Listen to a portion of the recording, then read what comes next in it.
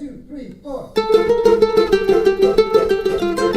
Hi everyone, this is Jewish Talk, coming to you from Nassau Community College on 90.3 WHPC. We're also streaming live on nccradio.com. This program is later archived on Spreaker.com. Guess what, my friends? You can hear this program repeated Sundays at 11 p.m.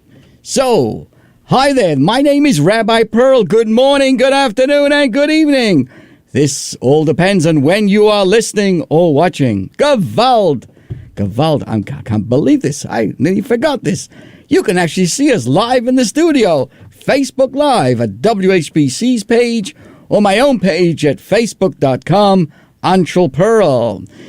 So hello on the radio, hello online, and hello to the world as we say hello to all of our wonderful listeners all over the tri-state area, across the world, and a special hello, good morning to Gene Brandonston, who is actually posting nice comments on the Facebook Live. That's what you can do. Put a post, put a question, and a reaction. We'll be happy to address it. To introduce our program today, I'm going to say something outlandish. So stand by, everybody. Hold on to those chairs. Close the windows. Here goes. Don't feel rage. I'm going to repeat it again. Don't feel rage. Instead, get outraged. What is the difference? What's the difference between rage and outrage? Well, rage destroys. It consumes. It obliterates. But my friends, outrage is constructive. It produces. It repairs.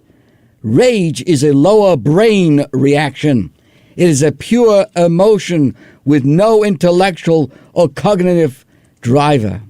Outrage, on the other hand, is a healthy reaction to an outrageous event or outrageous behavior that calls for a response, for action. Rage demolishes and outrage builds. Rage is part of the problem. Outrage leads to the solution. No matter what is happening in the world, no matter who or what tries to bait you, always remember, rage is not all the rage. Take that fire in your belly, and instead of indulging the feelings of rage, channel it into outrage and action.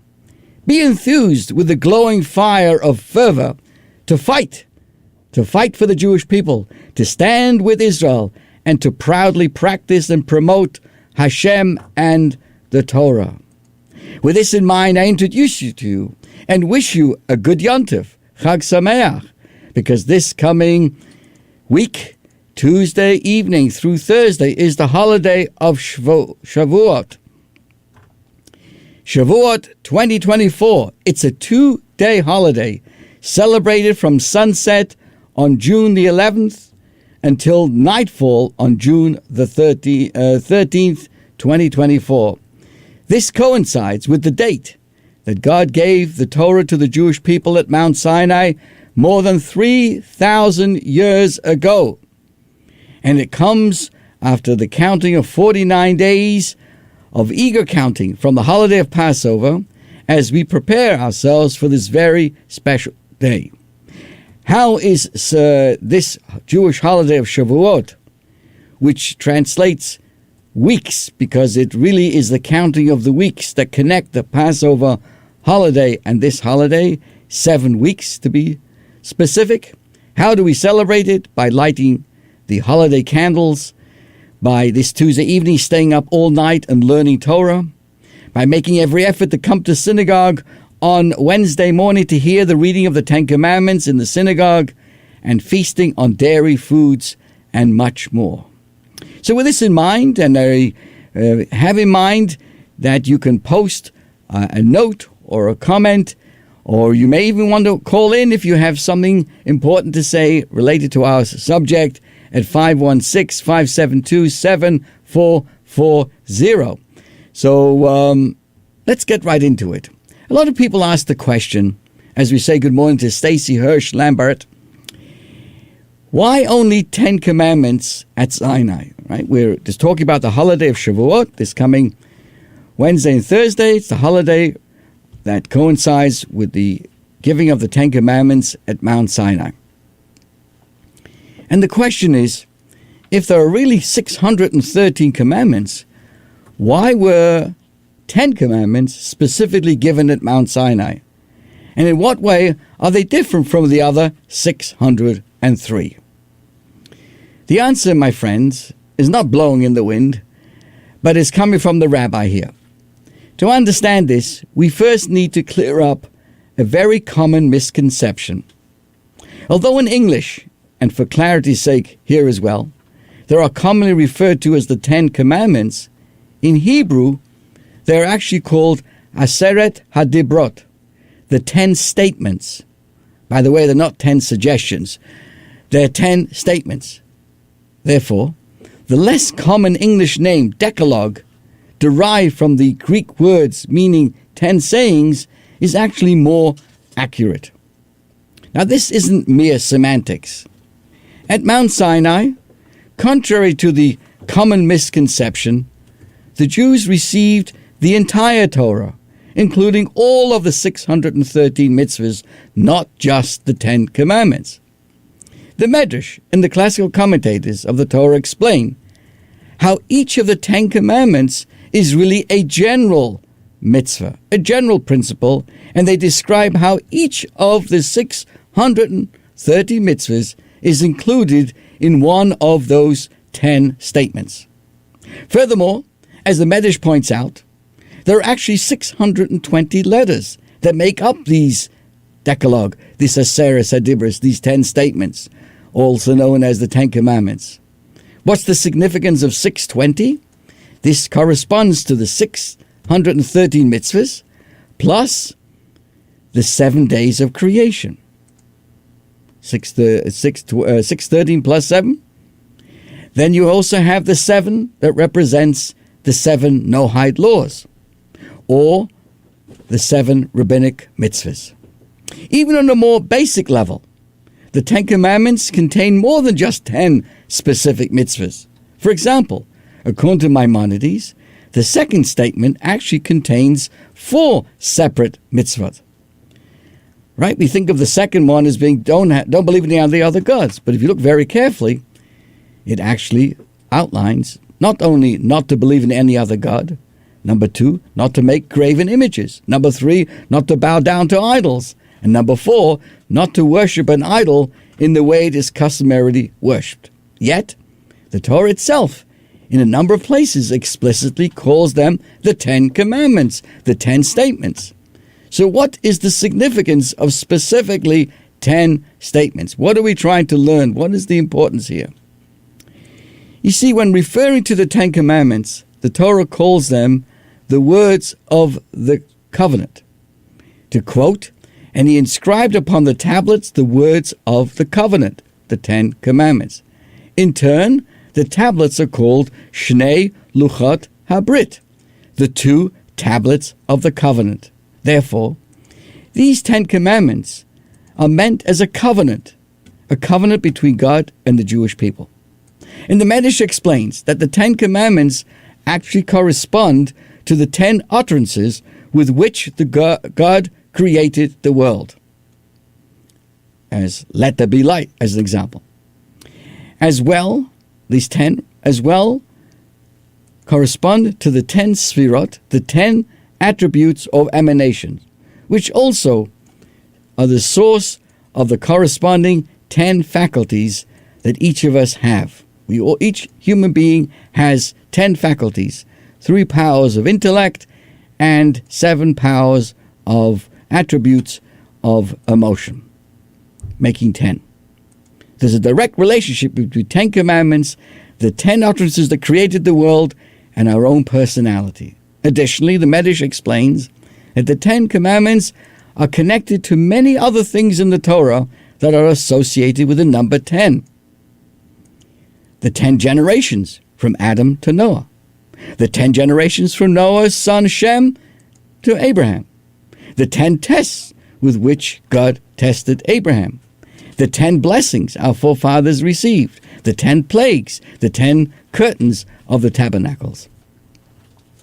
So, the number 10 represents wholeness and completeness. Therefore, all of these ideas are interconnected, reflecting a common purpose. What is the purpose of creation? The Zohar states that God looked into the Torah and created the world. Interesting. In other words, the Torah is the blueprint for creation.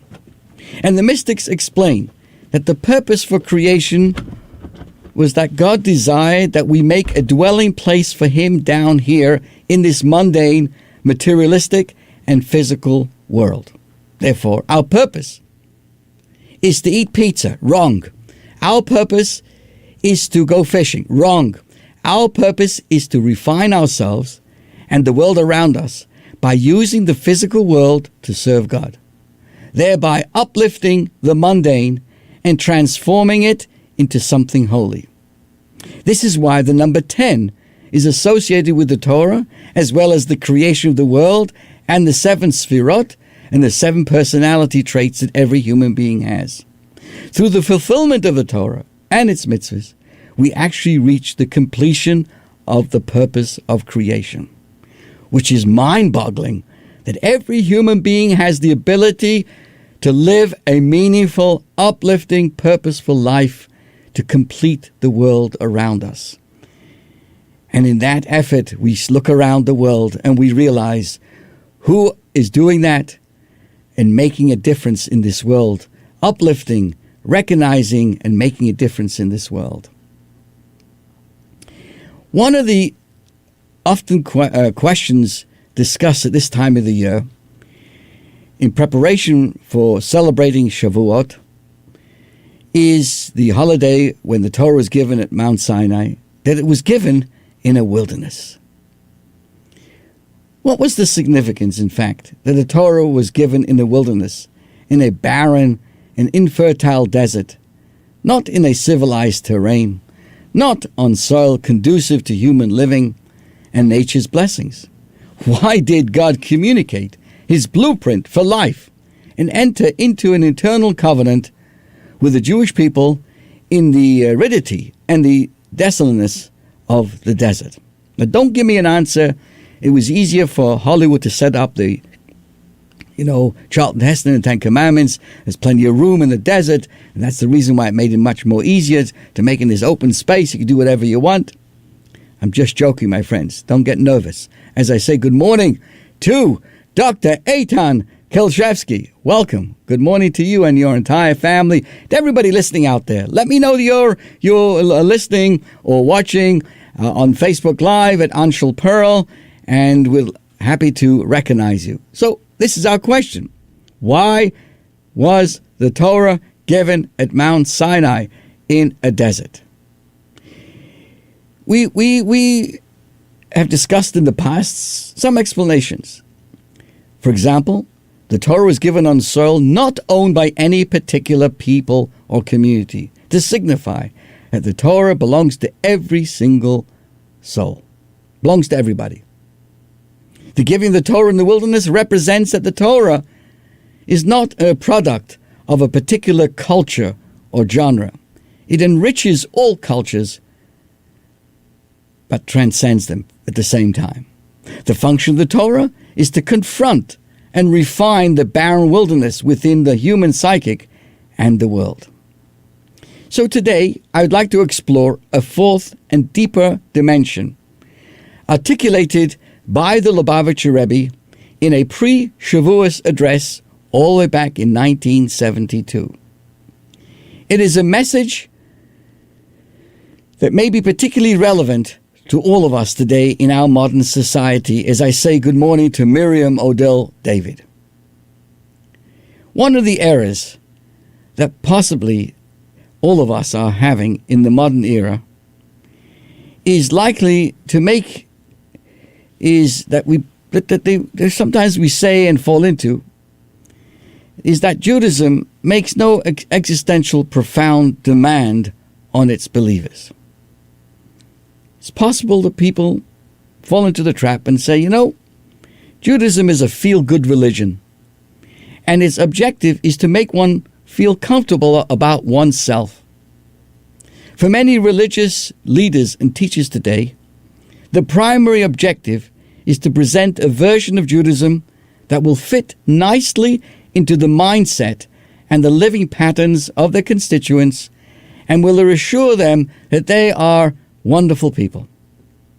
Many rabbis are committed, above all, to teach a Judaism that will not shake up our comfort zones. In many ways, this has become the hallmark of what is going on the version of Judaism designed to conform to the paradigms of modernity. In the image of the modern American Jew have we created Judaism, goes the saying. My goal is to study and to practice a Judaism that does not interfere with my conveniences, a man once told me. I have my lifestyle, my philosophy, my schedule, my habits, my social patterns, and as long as Judaism can fit into this, I will make room for it and enjoy it too. Good morning, Levana Cohen. But if we communicate a Judaism just to make people feel good, why do we really need it? Why not just figure out what works best for our lives and pursue it? For example, therapy, yoga, exercise, suburban living, meditation, nutrition, sports, the arts, the music. If Judaism is merely here to nurture my predefined identity and to satisfy my ingrained appetites, why bother with it all altogether? Forget about it. And can the feel-good Judaism inspire a future? Can such a type of Judaism take root in the hearts of youth? Can it appeal to the idealistic dimensions of the human soul, searching to touch the divine? But suppose that Judaism was real. It was the authentic blueprint for life from the living God. And the question should not be, how do I find my Judaism that does not disturb me too much? But the question rather should be, what does Judaism really say about my calling? What does Judaism believe about life, death, and everything in between? What does Torah have to say about the most important question and dilemmas facing the human mind and heart? The question must not be how can I mold Judaism into my image, but how I can mold myself into the image of Torah. How can I revisit my image and recreate myself based on the visage of a man articulated by Judaism? If Torah is true, I must have the courage to take a hard, deep look at my preconceived notions, thoughts, and behavior patterns, ready to discover truth that may challenge me. This is why Torah was given in the barren desert, in uncivilized wilderness, where it had no predefined culture to contend with and to be compared with. Only in the physical and artistic silence of the desert can we open ourselves to a radical search for truth. Only in a desert can we walk into something with our whole being ready to find anything. If Torah would have been given in a city or amidst a beautiful natural terrain, it would have, by definition, conformed to the culture prevailing in those particular areas. In the great river lowlands where the civilizations began, the Tigris, Euphrates rivers and the Nile, the eye is captivated by the shifting scenes of the nature. In cities, the eye is overtaken by the works of man, art, and architecture. In such environments, the Israelites would only be able to absorb a religion that fitted into their psychic, their patterns, their sensibilities, like all the pagan religions of the time. The Jews could never attune themselves to the Word of God who transcends nature.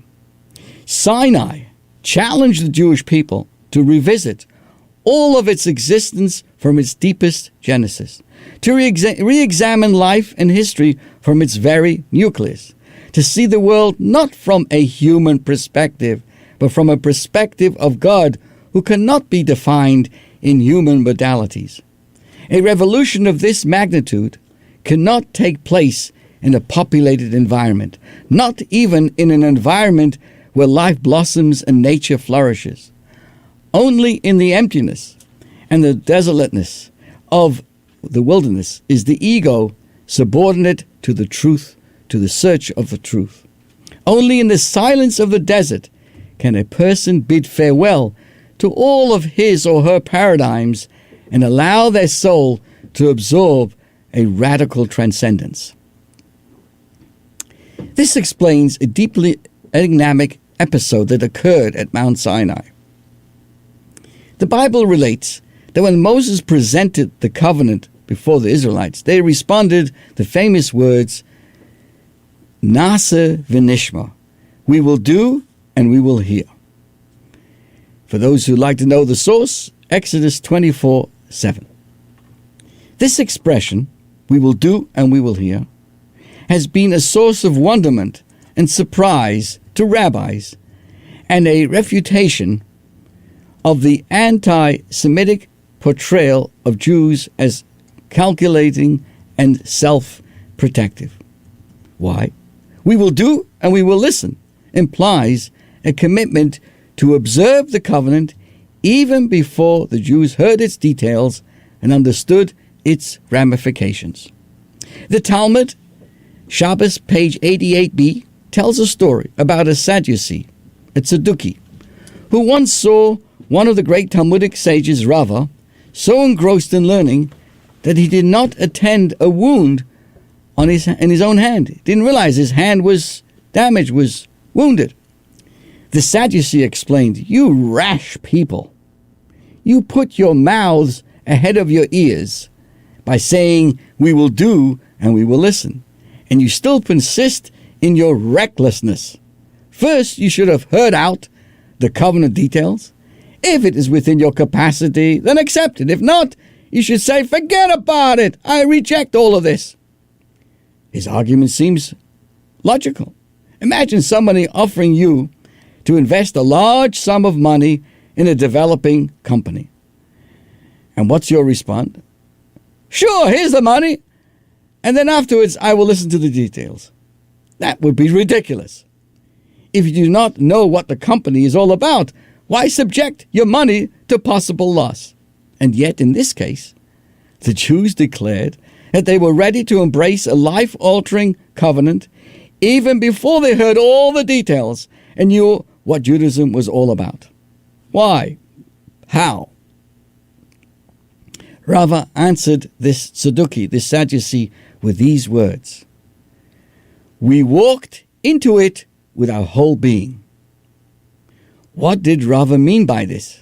By definition, a relationship with God cannot be created on our terms.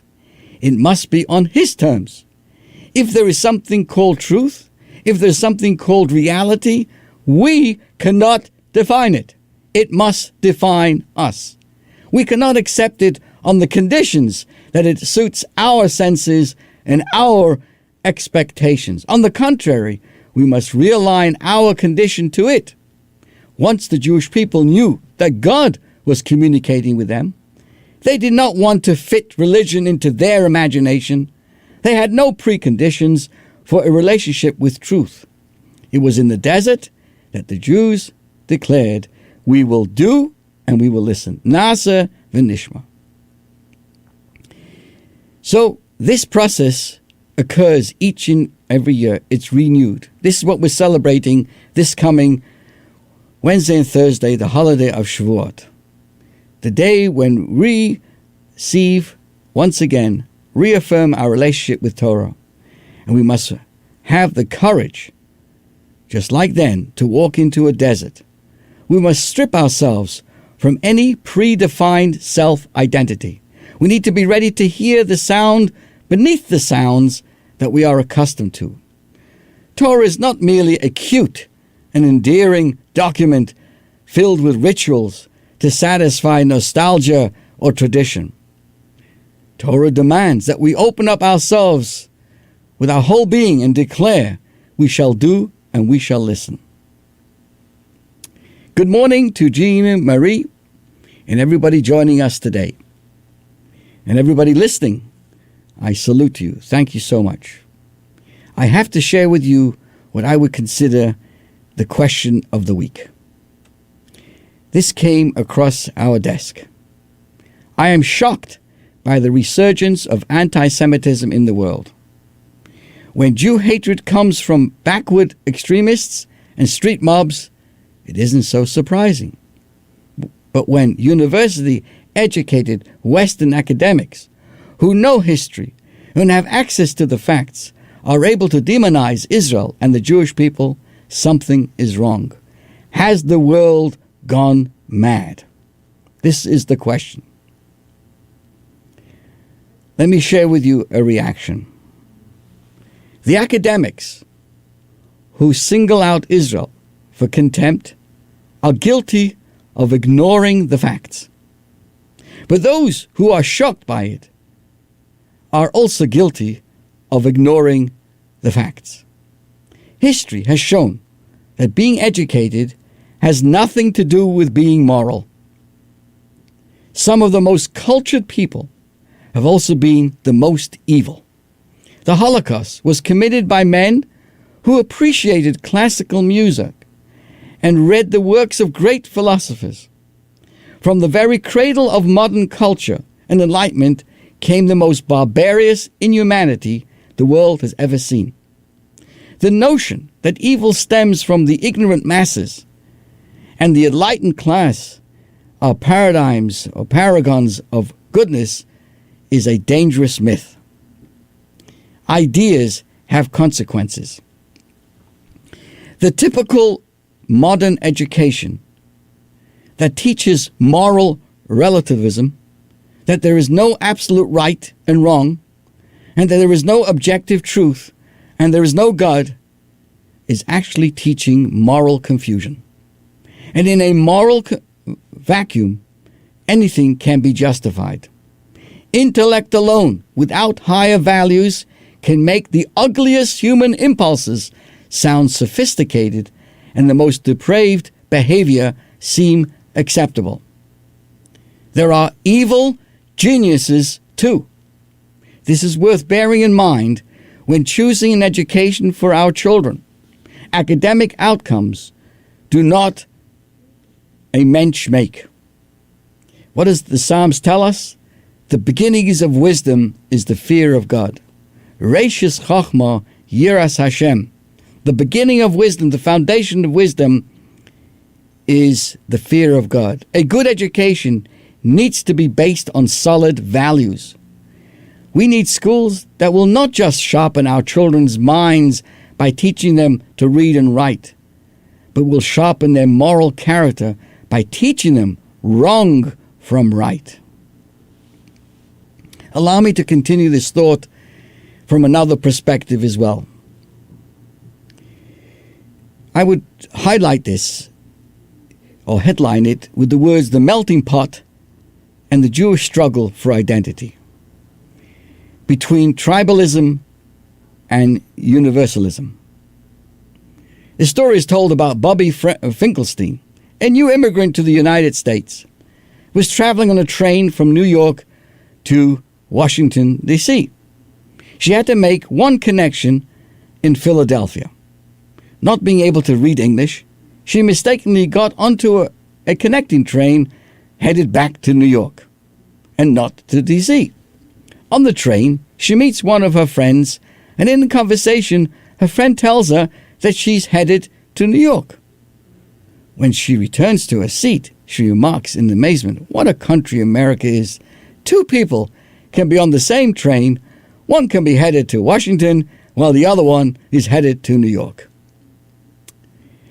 Today, tribalism is seen as a primitive, archaic phenomenon.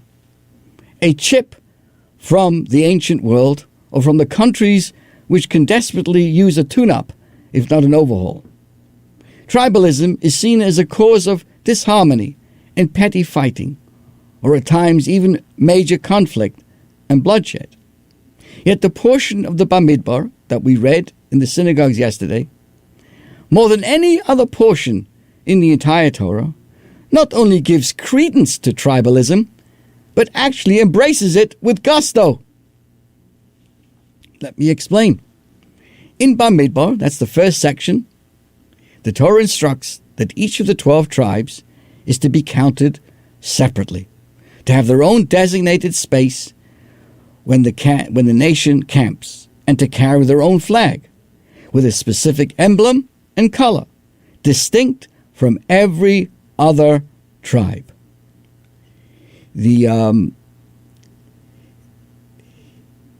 Talking about tribalism, my goodness, unbelievable, right? The flag of, for giving you an example, the flag of Reuven was red and carried with it a picture of mandrakes. Shimon's flag, the second of the tribes, was green. It was decorated with the city of Shechem, of what's known today as Nablus. The flag of Levi was partially black and partially red with an image of the high priest's breastplate. Yehuda, his flag was sky blue with an image of a majestic lion. Yisachar was bluish black with an image of the sun and the moon.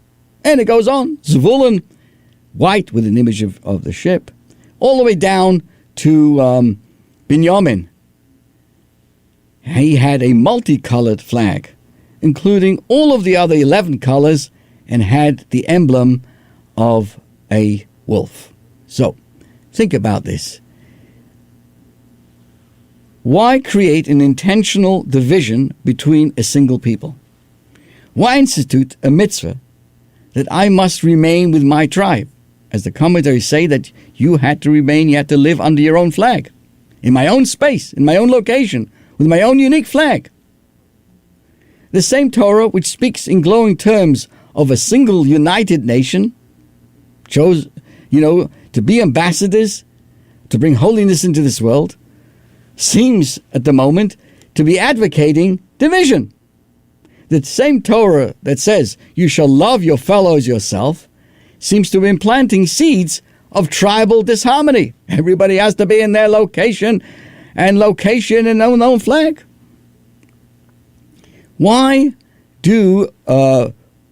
would you feel good if the American flag substituted with individual diverse flags formed by every ethnic group in the United States? How would you feel about that?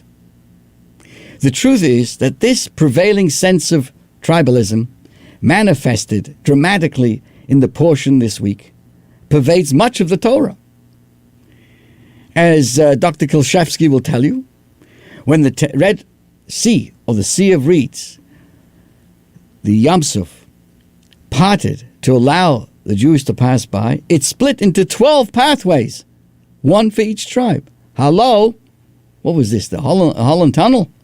Why 12? Each tribe was counted separately in various consensus taken of the Jewish people throughout the Bible. Again, there's a separation. Each one was counted separately. Each tribe had its own stone on the high priest's breastplate, its own flag, its own designated place in line when the Jewish people journeyed in the desert. And each had its own designated position where they pitched their tents and camped out in the desert. Remember, 12 spies, each representing the respective tribe, made up the reconnaissance, the mission sent in preparation for the conquest of the Holy Land. Once there, each tribe, when they finally arrived, each tribe was allotted their own territory, suited for its particular vocation and talents. So we can wonder, would it have been better to underscore the unity of all of us, the commonality and harmony? Why does the Torah wish to concretize, so to speak, our tribal divisions? Why not focus on the melting pot of the Jewish identity, in which all tribes melt into a single unit carrying one flag following one beat and fused as one nation united under God. Ever thought about that question? Yet, it is this message articulated this week from thousands of years ago, which took America a long time to appreciate and internalize. And we, today, have borne the consequences of a sad mistake that was so prevalent in the earlier years of the 20th century. For a long time, America was defined as the melting pot of ethnic minorities. This metaphor was used to describe the ideal process of immigration. The immigrant must allow himself to be melted into a formless liquid and then molded into the American way of life. Just as in the crucible, many different and diverse materials become one single chunk of metal. America was the opportunity for many minorities to reinvent themselves and become just like everyone else. Many immigrants, including and especially ourselves, embraced this model, sadly leaving their tefillin on the Ellis Island, leaving the Shabbos observance on the boats, and of course kashrus was left behind in the shtetl. A Jewish education for their children would foster parochial tribalism and deprive them of the ability to live the American dream and to achieve integration and success in the Golden Medina. So the term melting pot, by the way, was coined by a Jew named Yisrael or Israel Zangwill, who was a British-born son of Jewish immigrant parents from Latvia and Poland. He was a staunch advocate of emancipation as well as assimilation, and he wrote a play called The Melting Pot. It was a hit in the United States in 1908 through 1909. And he wrote this play to express his views. The hero of the play, David, immigrates to America in the wake of 1903 Kishinev pogrom, in which his entire family is killed. David, the lone survivor, writes a great symphony called The Crucible, expressing his hope for a world in which all ethnicity has melted away. Then he falls in love with a Russian Christian immigrant named Vera. The dramatic peak of the play is the moment when David meets Vera's father, who turns out to be the Russian officer responsible for the murder of David's family back in Kishinev. Vera's father admits his guilt. David forgives him, and the symphony is performed to accolades, and David and Vera live happily ever after, or at least agree to wed as the curtain falls. So in Zangwill's words, America is God's crucible, the great melting pot where all the races of Europe are melting and reforming, Germans and Frenchmen and Irishmen and Englishmen and Jews and Russian, into a crucible with you all. When the Melting Pot play opened in Washington, D.C. on October the 5th, 1909, I remember it like yesterday, President Theodore Roosevelt leaned over the edge of his box and he shouted, "That's a great play, Mr. Zangwill. That's a great play." Zangwill was writing that his real hope was for a world in which the entire lexicon of racial and religious difference is thrown away. Consistent with his own philosophy, he broke off his support for Jewish life. Israel Zangwill's Melting Pot captures the sentiments of countless immigrants who came to America. They felt they needed to bid farewell to their Jewish identity and become as stereotypically American as possible. The sacred ideal was for all people to be the same. On the altar of this sacred ideal, generations sadly sacrificed, their 3,000 long faith and tradition, because these would only serve to cause divisiveness and conflict. It would not give them and their children the opportunities to find true happiness here. So I'm here to tell you, dear friends, Mr. President, you were wrong. President Theodore Roosevelt, in this case, we sadly disagree with. It was not a great play. It was a tragic play, short-sighted and self-destructive. It contributed to the climate which caused millions of Jewish people to sever their cords to thousands of years of history, to their own inner Jewish identity, and to the living wellsprings of Jewish faith and practice. Most, sadly, assimilated and have sadly been lost. The melting pot theory was wrong, not only from a Jewish and religious point of view, but also from a purely American point of view. Unity which is achieved through obliteration of diversity, and the culture of the minority is superficial and short-lived. It's like in marriage. If your love is based, as often it is in the early stages of romance, before you grow up and reality kicks in, if your love is based on the belief that you are similar and almost identical, it is prone to disintegration the moment you realize that your husband has shtick and mishigasen all of his own. A good marriage is one which encompasses diversity rather than ignores it. And what is even more, it sees diversity as a catalyst for yet a more mature and deeper bond. When a husband and wife appreciate the truth that their differences allow each of them to expand his or her horizons and become larger than themselves, their distinctiveness can engender a profounder feeling of oneness. What is true in marriage is true in all relationships, including in the relationship between cultures, nations, and civilizations. We cannot afford to form a skin-deep peace based on denying our differences and insisting that we're all identical. Diversity is sewn into the very fabric of existence. No two flakes of snow are alike.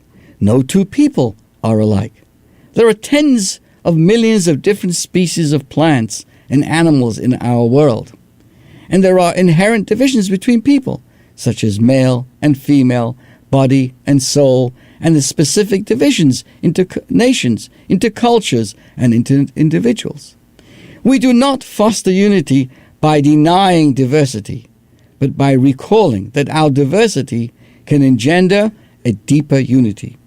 Like a symphony composed of many notes, each of us constitutes an individual note in the divine symphony, and together we complete the music, not by singing the same note, but by singing our individual note and appreciating that this is an indispensable part of the larger symphony. So that's the secret. This is the message captured this week from the portion of Bamidbar. The very same verse in Bamidbar which instructs each camp in its own designated place with its own flag states one more thing. That even as they stood in their own designated places with their own flag and location, the words are, the children of Israel shall camp, each by its own section, with the flags of their father's house. Here it comes, my friends, facing the sanctuary all around shall they encamp. Though each family was to camp separately around its respective flag and among its own tribe, in the center of them all stood the sanctuary, the tabernacle, constructed by all of the Jewish people to serve as an abode for the divine. All 12 tribes were positioned at an equal distance from that sanctuary, situated around it in a sort of a circle. The nucleus of the camp, its core and foundation, was the tabernacles of God. And in regards to it, every tribe was perfectly equal. See, here we have a graphic image for the coexistence between diversity and unity. The unity is not to be confused with sameness. It is not dependent on the obliteration of our individual journeys and experiences. The construction of the Tower of Babel was dependent on all people speaking one language with identical words. In the mind, this was the only possible path of cohesiveness, by destroying diversity, everybody speaking the same way. Not so in the construction of the Jewish community of souls. Here, God wanted each tribe to have a different flag, to speak its own voice, to sing its own note, to paint its own color, as long as the Jewish people, in all of their diverse ways, have their eyes fixed on the epicenter, God's tabernacle, and the ark with the Torah contained within it. Then our divergent flags only enrich our collective identity. Diversity within the Jewish people is not only a factor we must reluctantly accept, it is a cause for genuine celebration. It grants us the opportunity to discover the sparks of truth experienced in the hearts of the other. For it is only in the face of the other that we can discover the part of God that we lack in our own face. The metaphor of marriage will be useful again in this case. A husband and wife do not have to be similar to enjoy a happy and meaningful marriage. The only thing they really share is the same credit card. They can and should enjoy their own flag, their own favorite color, design, and symbol. But what they do need is a central unifying vision, a commitment to the institution of marriage and what it represents, a commitment which transcends their individual differences. Lacking this shared focus, their individual natures will often tear them apart. With a shared vision, their individual differences will bring them closer, allowing them to complement each other and bring their own unique flavor and energy into the relationship. So when the Sea of Reeds, the Red Sea, parted to allow the Jewish people to pass by, it split into 12 pathways, one for each tribe. The 12 pathways were divided by a translucent wall of water. Here again, we have the graphic image of this important idea. Yes, each tribe charted its own path. Yet each of them could see through these translucent walls of water. They could see, which means they could respect and appreciate the pathways of the other tribes as well. That is why Bamidbar, this particular portion, is always read on the Sabbath, just before the holiday of Shavuot, which we will be celebrating this week, when we stood at Mount Sinai to receive the Torah as a single nation. For this portion gives us perspective on the nature of Jewish identity and our relationship to Torah. We all share one covenant, one Torah, coming from one God. Yet each of us must experience the voice of God in our own way, with our own individual heart, soul, and consciousness. Ultimately, America matured. In the 1960s, the melting pot model began to be challenged and overthrown. A new model emerged. Remember the words? Multiculturalism. This approach held that society was a mosaic of different groups and their ways of life, none of which held primacy over any other. It encouraged minorities to celebrate their past and their individual culture, and through them to contribute to the diversity and the color of the United States. A new resurfacing of Jewish cultural and religious identity occurred as well, with many of our people understanding that by being more conscious Jews, we will also become better Americans, sharing with our country the majestic values and the spiritual depth of what Judaism has to offer. Multiculturalism, though, has its own challenges.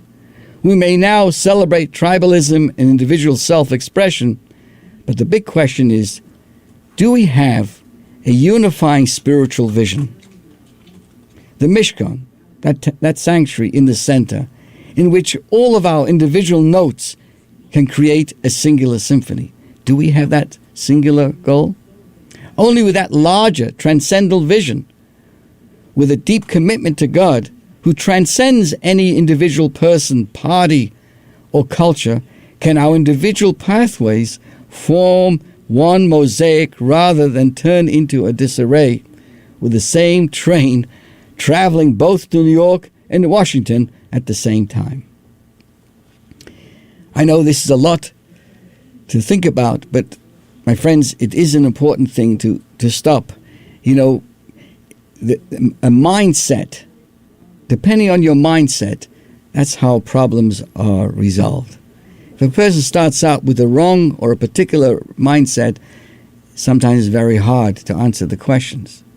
But if a person has a particular, more spiritual and more uplifting and more God-centered value in life, many of the questions that we have of what's going on and around us, etc., have a different perspective.